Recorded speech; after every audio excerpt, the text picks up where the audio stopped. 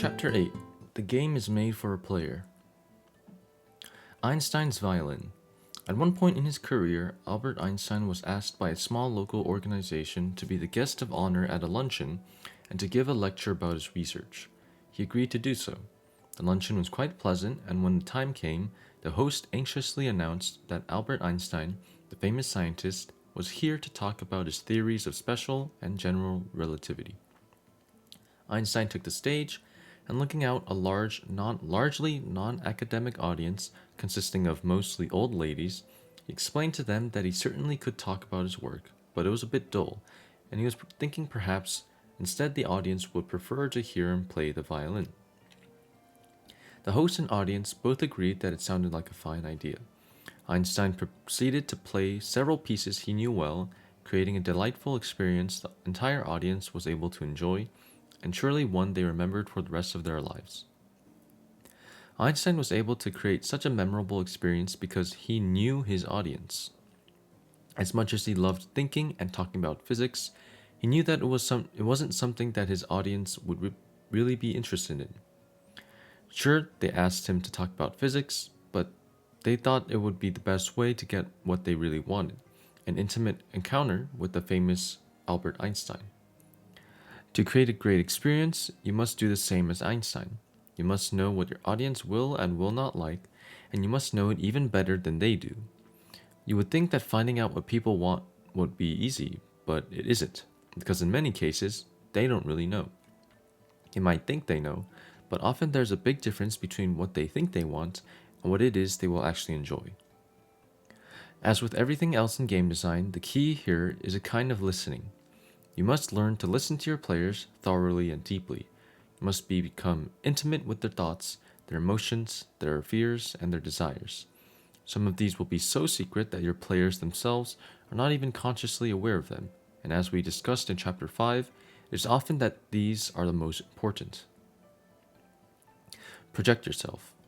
So, how can you do this kind of deep listening? One of the best ways is to use your power of empathy, discussed further in Chapter 9, to put yourself into their place. In 1954, when Disneyland Park was being constructed, Walt Disney would frequently walk around the park inspecting the progress.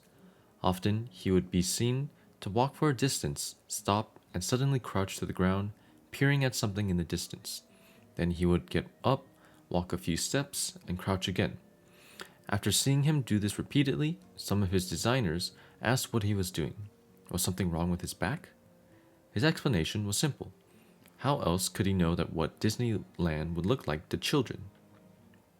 In retrospect, this seems obvious.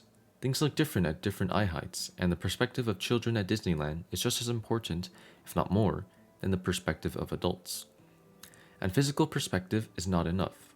You must adopt their mental perspective as well, actively projecting yourself into the mind of your player. You must actively try to become them, trying to see what they see, hear what they hear, and think what they think. It is very easy to get stuck in the high and mighty mind of the designer and forget to project yourself into the mind of the player. It is something that requires constant intention and vigilance, but you can do it if you try. If you are creating a game for a target audience that you used to be part of, a woman creating a game for teen girls, for example, you have an advantage. You can get in touch with your memories and about how you thought, what you liked, and how things felt when you were that age. People are surprisingly good at forgetting what things were really like when they were younger. As a designer, you can't afford to forget. Work hard to bring back your old memories, and make them vivid and strong again. Keep these old memories well oiled. They are some of your most valuable tools. But what if you are making something for an audience that you have never been part of, and perhaps never will be? A young man creating a game for a middle-aged woman, for example. Then you must use a different tactic. You must think hard about people you have known who are in the target demographic, and imagine what it is like to be with them. Like a cultural anthropologist, you should spend time with your target audience, talking with them, observing them, imagining what it is to be like them. Everyone has some innate power to do this, but if you practice it, you will improve. If you can mentally become any type of player, you can greatly expand the audience for your games because your designs will be able to include people that other designers have ignored. Demographics. We know that all individuals are each unique, but when creating something meant to be enjoyed by vast numbers of people, we have to consider ways that groups of people are the same. We call these groups demographics or sometimes market segments. There's no official means of establishing these groups. Different professions have different reasons for grouping them differently. For game designers, the two most significant demographic variables are age and gender. We all play differently as we get older, and males and females play differently than one another at all ages. What follows is an analysis of some of the typical age demographics that a game designer has to consider. 0 to 3, the infant or toddler. Children in this age bracket are very interested in toys, but the complexity and problem solving involved in games is generally too much for them. 4 to 6, preschooler. This is the age where children generally show their first interest in games. The games are very simple and played with parents more often than with one another because the parents know how to bend the rules to keep the games enjoyable and interesting. 7 through 9, the kids. The age of 7 has long been called the age of reason. At this age, children have entered school, are generally able to read, are able to think things through, and solve hard problems. Naturally, they become very interested in game playing. This is also the age where children start making their own decisions about what kinds of toys and games they like and dislike, no longer just accepting whatever their parents choose for them. 10 to 13, preteen or tween. It is only recently that marketers have started to recognize this group as distinct from both kids and teens. Children this age are going through a period of tremendous neurological growth and are suddenly able to think about things more deeply and with more nuance than they were a few years back. This age is sometimes called the age of obsession because children this age start to get quite passionate about their interests. For boys especially, these interests are often games. 13 to 18, teen. The job of a teenager is to start getting ready for adulthood. At this age, we generally see a significant divergence between male and female interests. Boys continue to be interested, and often get more interested, in competition and mastery, whereas girls become more focused on real-world issues and communication. This makes boy and girl game interests very different at this age. Teens of both genders are very interested in experimenting with new kinds of experiences, though, and some of those can happen through gameplay. 18 to 24, young adult. This is the first adult age grouping, and the mark of an important transition. Adults, in general, play less than children do.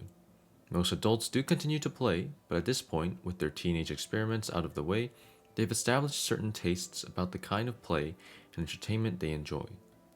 Young adults usually have both time and money on their hands, which makes them big consumers of games.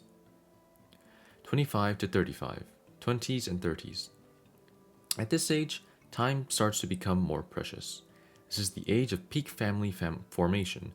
As the responsibilities of adulthood start to add up, most adults in this age bracket are only casual game players, playing games as an occasional amusement or playing games with their young children. On the other hand, hardcore gamers in this age bracket, that is, people for whom playing games is their primary hobby, are an important target market because they purchase a lot of games and are often quite vocal about what they do and don't like, potentially influencing the buying decisions of their social network. 35 to 50, 30s and 40s. Sometimes referred as the family maturation stage, most adults in this bracket are very caught up in career and family responsibilities and are only casual game players. As their children become older, adults in this age group are often the ones who make decisions about expensive game purchases, and when possible, they look for game playing opportunities the whole family can enjoy together. 50 and up. Often called the empty nesters, adults in this age bracket suddenly have a lot of time on their hands. Their children have moved out, and they will soon be facing retirement. Some return to games they enjoyed when younger, and others, looking for a change, turn to new game experiences. Adults in this age group are particularly interested in game experiences that have a strong social component, such as golf, tennis, bridge, and online multiplayer games.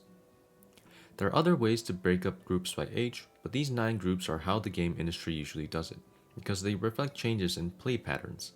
It is interesting to consider the transitional experiences that separate each group from the next. Most of the younger groups are separated by periods of mental development, while the older groups are primarily separated by family transitions. Something important to remember when creating games for any age group: all play activities are connected to childhood, since childhood is centered around play. Therefore, to create games for someone of a particular age, you must be in tune with the games and themes that were popular when they were children. To put it another way, to truly communicate with someone, you must speak the language of their childhood. The medium is the misogynist. Peter Pan. We have fun, don't we? I taught you to fly and to fight. What more could there be? Wendy. There's so much more. Peter Pan. What else is there? Wendy. I don't know. I guess it becomes clearer as you grow up. Males and females are different. They have different interests, different tastes, and different skills and abilities. Which of these are innate and which are learned is often difficult to say, and to a designer, it doesn't much matter. What matters is acknowledging and designing for these differences. These differences show up in sharp relief when one examines video game sales. The majority of video games are played by boys and men. Some have suggested this is largely because of the male-oriented aesthetics of these games, which often feature aggressive male characters, graphic violence, and hypersexualized female characters. But experiments to change these aesthetics, while maintaining the same core gameplay mechanics, have largely failed. It would seem there are some deeper qualities of games is the driving factor. Ralph Koster, in his book A Theory of Fun, suggests that the core of playing and winning games is mastering abstract formal systems, which is something generally enjoyed more by boys and men than it is by girls and women. If this is the case, and it does seem to be true, then games at their core are an inherently more male than female activity. So how can we explain the fact that some games are very popular with girls and women? The answer is that just because games contain abstract formal systems at their core does not mean that finding and mastering those systems is the only experience that games can create. Instead, this core can support a wide variety of experiences that appeal to both genders, such as story, creativity, learning, and socialization. This way, games are like apples. You can still enjoy the fruits even if you don't like the core. Entire books have been written about the differences between how males and females play, and there's a great debate about which kinds of play are really more male or more female. There's certainly no definitive master list of what each gender prefers. The important thing is that you realize that there are some important differences, and that you carefully consider whether your game has the right features to delight the audience you are designing for. What follows is a short list of a few of the strongest differences between how males and females like to play. These are generalizations, certainly not true for every individual, but when making games for large audiences, generalizations are useful. 5 things males like to see in games. If you are a woman and you don't understand men, chances are you are thinking too hard. Louis Ramy. Mastery. Males enjoy mastering things. It doesn't have to be something important or useful, it only has to be challenging. Females tend to be more interested in mastery when it has a meaningful purpose. 2. Competition. Males really enjoy competing against others to prove that they are the best. For females, the bad feelings that can come from losing the game or causing another player to lose often outweigh the positive feelings that come from winning. 3. Destruction. Males like destroying things. A lot. Often, when young boys play with blocks, the most exciting part for them is not the building, but knocking down the tower once it is built. Video games are a natural fit for this kind of gameplay, allowing for virtual destruction of a magnitude far greater than would be possible in the real world. 4. Spatial puzzles. Studies have shown that males generally have stronger skills of spatial reasoning than females, and most people would agree that this matches anecdotal evidence. Accordingly, puzzles that involve navigated 3D spaces are often quite intriguing to males, while they can sometimes prove frustrating for females. 5. Trial and error. Women often joke that men hate reading directions, and there's some truth to that. Males tend to have a preference for learning things through trial and error. In a sense, this makes it easy to design interfaces for them, since they actually sometimes prefer an interface that requires some experimentation to understand, which ties into the pleasure of mastery. 5 things females like to see in games. Females want experiences where they can make emotional and social discoveries that they can apply to their own lives. Heidi Dingelmeyer. 1. Emotion. Females like experiences that explore the richness of human emotion. For males, emotion is an interesting component of an experience, but seldom an end in itself. A somewhat crass but telling example of this contrast can be found at the ends of the romantic relationship media spectrum. At one end are romance novels, 1/3 of all fiction books sold are romance novels, which focus primarily on the emotional aspects of romantic relationships and are purchased almost exclusively by women. At the other end of the spectrum is pornography, which focuses primarily on the physical aspects of romantic relationships and is purchased almost exclusively by men. 2. Real world. Females tend to prefer entertainment that connects meaningfully to the real world. If you watch young girls and young boys play, girls will more frequently play games that are strongly connected to the real world, playing house, pretending to be a veterinarian, playing dress up, etc., whereas boys will more frequently take on the role of fantasy characters. One of the all-time best-selling computer game titles for girls was Barbie Fashion Designer, which lets girls design, print, and sew custom clothes for the real-world Barbie dolls. Compare this to Barbie as Rapunzel, an adventure game in a fantasy setting. Although it featured the same character, Barbie, it did not have a real-world component and was not nearly as popular. This trend continues through adulthood when things are connected to the real world in a meaningful way. Women become more interested. Sometimes this is through the content. The Sims games, for example, have more female players than male, and the content is a simulation of the day-to-day life of ordinary people. And sometimes it is through the social aspects of the games. Playing with virtual players is just pretend, but playing with real players can build real relationships. Nurturing. Females enjoy nurturing. Girls enjoy taking care of baby dolls, toy pets, and children younger than themselves. It's not uncommon to see girls sacrifice a winning position in a competitive game to help a weaker player, partly because the relationships and feelings of the players are more important than the game, but partly out of the joy of nurturing. In the development of Toontown Online, a healing game mechanic was required for the combat system. We observed that healing other players was very appealing to girls and women we discussed the game with, and it was important to us that this game worked equally well for males and females, so we made a bold decision.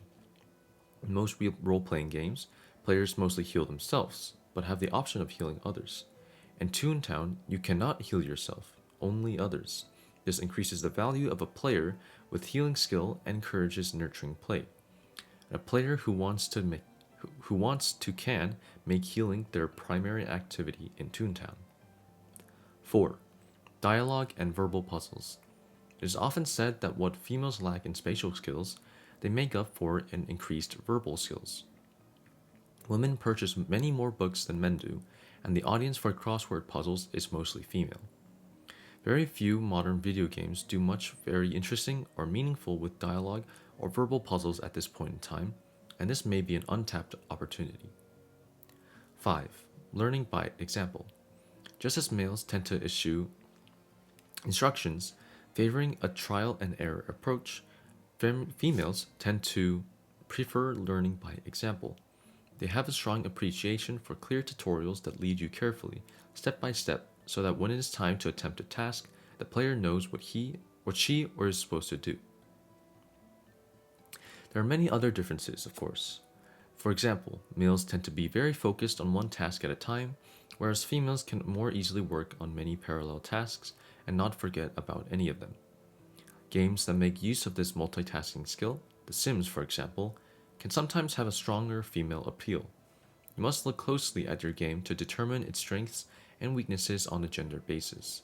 Sometimes this leads to fascinating discoveries. The designers of Hasbro's Pox, a wireless electronic handheld game, knew that their game was going to be an inherently social experience, and so they reasoned that it should have features that girls would like as well as boys.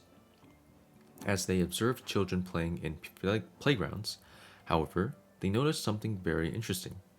Girls almost never play games spontaneously in large groups. There's no female equivalent of a pickup game of touch football. On the surface, this is strange. Girls tend to be more social, so you might expect that games involve large gatherings would appeal to them more. The problem seems to lie in conflict resolution. When a group of boys play a game and there is a dispute, play stops, there is a sometimes heated discussion, and the dispute is resolved. At times, this involves one boy going home in tears, but despite that, play continues. When a group of girls play a game and there's a dispute, it is a different story. Most of the girls will take sides on the dispute, and it generally cannot be resolved right away. Play stops and often cannot continue. Girls will play team sports when they are formally organized, but two informal competing teams puts too much stress on their personal relationships to be worth the trouble. The Hasbro designers realized that though their game concept was social, it was also inherently competitive, and ultimately they decided to design it for boys only. The introduction of digital technology has done a great deal to make clear gender differences in gameplay. In the past, most games were very social, playing in the real world with real people. The introduction of affordable computers gave us a type of game that 1. Had all social aspects removed, 2. Had most verbal and emotional aspects removed, 3. Was largely divorced from the real world, 4. Was generally hard to learn, and 5. Offered the possibility for unlimited virtual destruction. It's hardly surprising that early computer and video games were primarily popular with a male audience, as digital technology has evolved to the point that video games can now support emotional character portrayals, richer stories, and the opportunity to play against real people while talking to them. The female audience for video games has been commensurately growing. It will be interesting to see which upcoming technological and design advances attract even more female gamers. Whether you consider age, gender, or other factors, the important thing is that you put yourself in the perspective of the player, so you can carefully consider what will make the game the most fun for them. This important perspective is lens number 16. Lens number 16, the lens of the player. To use this lens, stop thinking about your game and start thinking about your player. Ask yourself these questions about the people who will play your game. In general, what do they like? What don't they like? Why? What do they expect to see in a game? If I were in their place, what would I want to see in a game? What would they like or dislike about my game in particular? A good game designer should always be thinking of the player and should be an advocate for the player. Skilled designers hold the lens of the player and the lens of holographic design in the same hand, thinking about the player, the experience of the game, and the mechanics of the game all at the same time. Thinking about the player is useful, but even more useful is watching them play your game. The more you observe them playing, the more easily you'll be able to predict what they're going to enjoy. When developing Pirates of the Caribbean: Battle for the Buccaneer Gold for Disney Quest, we had to consider a wide range of demographics. Many arcades and interactive location-based entertainment centers have a somewhat narrow demographic: teenage boys. Disney Quest's goal was to support the same demographic as the Disney theme parks, pretty much everybody, particularly families. Further, Disney Quest's goal is to get the whole family playing games together. With such a broad range of skill levels and interests with any given family, this was quite a challenge. But by carefully considering the interests of each potential player, we found a way to make it work. Roughly, we broke it down this way. Boys. We had a little worry that boys would enjoy playing this game. It is an exciting adventure and battle fantasy where players can pilot a pirate ship and man powerful cannons. Early tests showed that boys enjoyed it a great deal and tend to play offensively, trying to seek out and destroy every pirate ship they could find. They engaged in some communication, but always stayed very focused on the task of destroying the enemy as skillfully as possible. Girls. We were not so confident that girls would like this game, since they don't usually have the same zeal for blowing up bad guys. To our surprise, girls seemed to like the game a great deal, but they played it in a different way. Girls generally tended to play them more defensively. They are more concerned about protecting their ship from invaders than chasing down other ships. When we became aware of this, we made sure to create a balance of invading ships and enemies that could be chased to support offensive as well as defensive play. The girls seemed very excited about the treasures you could gather, so we made sure to pile them up conspicuously on the deck and made them visually interesting. Further, we decide the final battle so that flying skeletons would charge the ship and snatch the treasures off of the deck. This made the skeleton shooting task much more important and rewarding to the girls. The girls also seemed to enjoy the social aspects of the game more than the boys did. They would constantly shout warnings and suggestions to each other, occasionally having face-to-face huddles where they could divide up responsibilities. Men. We sometimes joked that men were just tall boys with credit cards. They seemed to like the game in the same ways the boys did, although they tended to play the game in a slightly more reserved way, often carefully puzzling out the optimal way to play the game. Women. We had very little confidence that women, mothers in particular, would find much to enjoy with this game. Mothers tend to have a different theme park experience than the rest of the family because their main concern is not how much fun they personally have, but how much fun the rest of the family has. In early tests of pirates, we noticed that women, and mothers in particular, tended to gravitate towards the back of the ship, while the rest of the family moved toward the front. This usually meant that the family members manned the cannons and that mom steered the ship, since the ship's wheel was in the back. At first, this seemed a recipe for disaster. Mom doesn't have much video game experience, and a poorly steered ship has a potential to ruin the experience for everyone. But this isn't what happened at all. Since moms want to see everyone have a good time, she suddenly has a vested interest in steering the ship as well as possible. Being at the helm, which is the best view, she has a chance to keep an eye on everyone, to steer the ship to interesting places, and to slow things down if her family is overwhelmed. Further, she is in good position to manage her crew, warning them of oncoming dangers and giving orders. Dylan, give your sister a turn on that side, designed to make sure everyone has fun. This was a great way to make Mom really care about how the game turned out. Accepting the fact that women would be steering the ship often more boys, girls, or men meant that we would have to be sure that steering the ship was easy for someone who was not a frequent video game player, but this was a small price to pay to include a key part of our audience. Frequently, we would hear kids comment when coming off the ride, "Wow, Mom, you were really good at that." By paying close attention to the desires and behaviors of our various target demographics, we were able to balance the game to suit all of them. In the beginning, we just had ideas about where there might be problems, making the game appeal to all four of these groups. It was only through attentive prototyping and playtesting that we started to realize the possible solutions to these problems. We watched closely to see how each demographic group tried to play our game, and then we changed it to support each group's style of play. Psychographics. Of course, age and gender aren't the only ways to group potential players. There are many other factors you can use. Demographics generally refer to external factors, age, gender, income, ethnicity, etc., and those can sometimes be a useful way to group your audience. But really, when we group people by these external factors, we're trying to get at something internal, what each group finds pleasurable. A more direct approach is to focus less on how players appear on the outside and more on how they think on the inside. This is called psychographics. Some psychographic breakdowns have to do with lifestyle choices, such as dog lover, baseball fan, or hardcore FPS player. These are easy to understand since they are tied to concrete activities.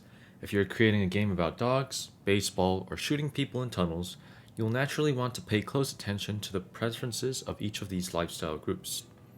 But other kinds of psychographics aren't so tied to concrete activities.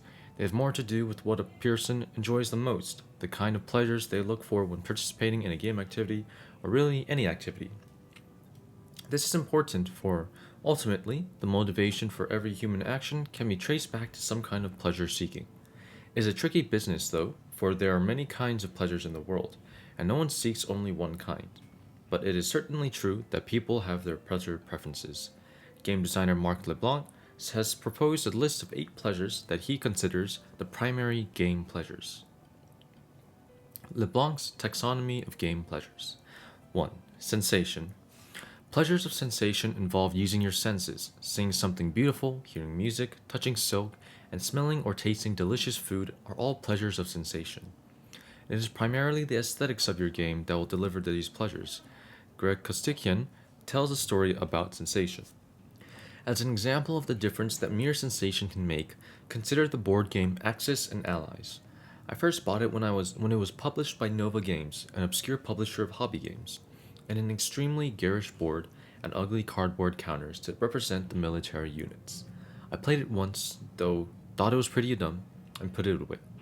Some years later, it was bought and republished by Milton Bradley with an elegant new board and with hundreds of plastic pieces in the shapes of aircraft, ships, tanks, and infantrymen. I've played it many times since.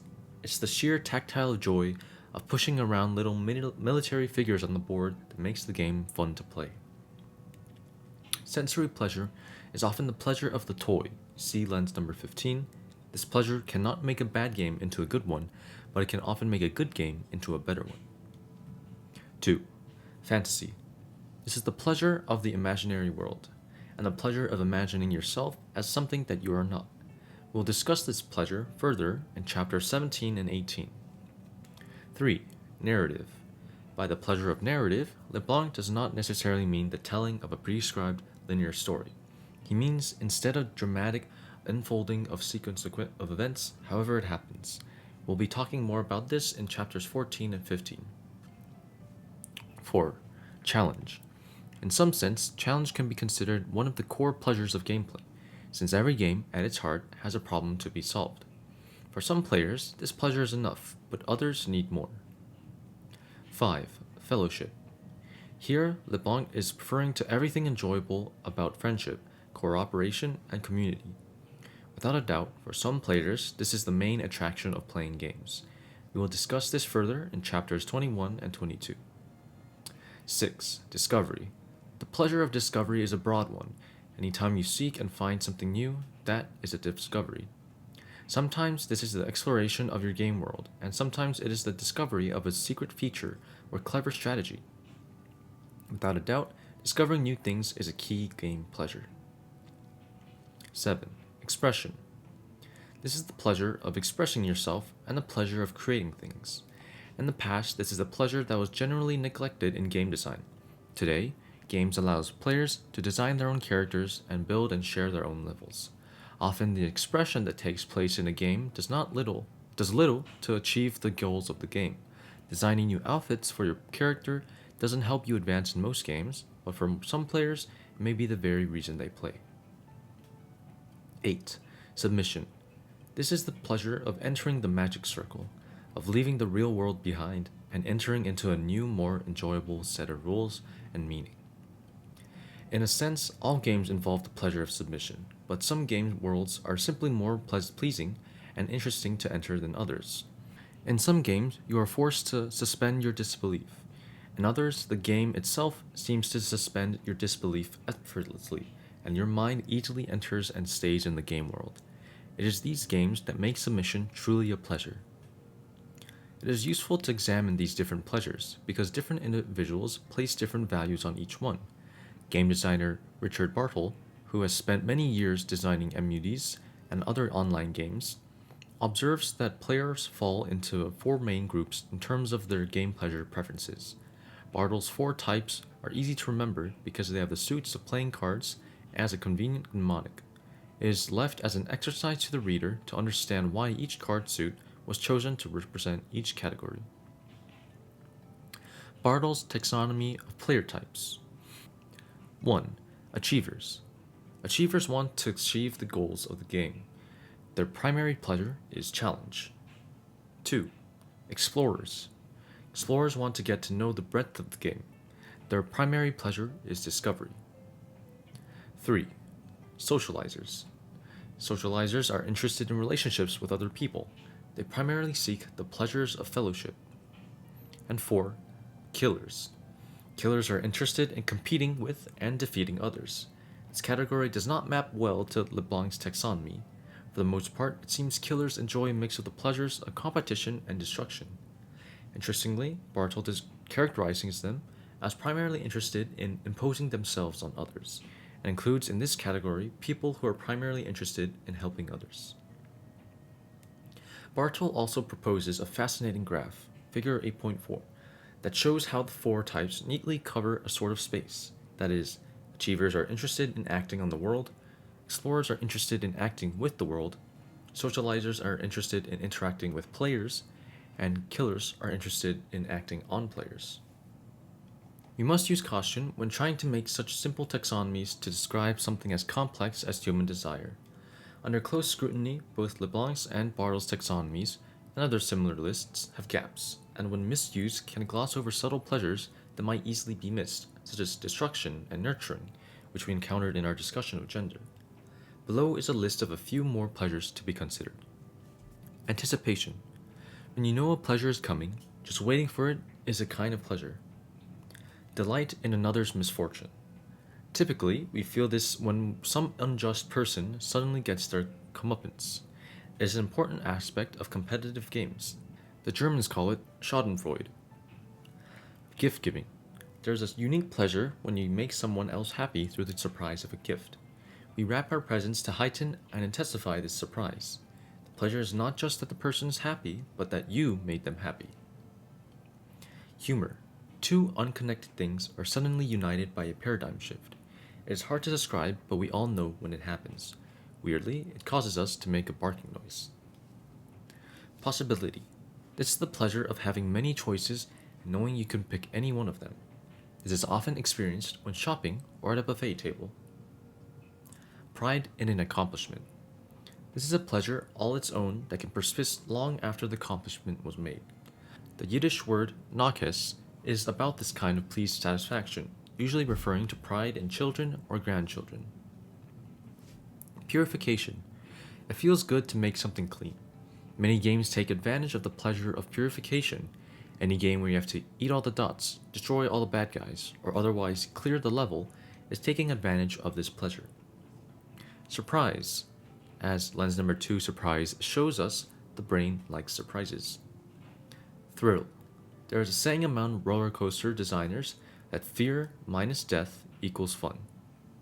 Thrill is that kind of fun. You experience terror, but feel secure in your safety.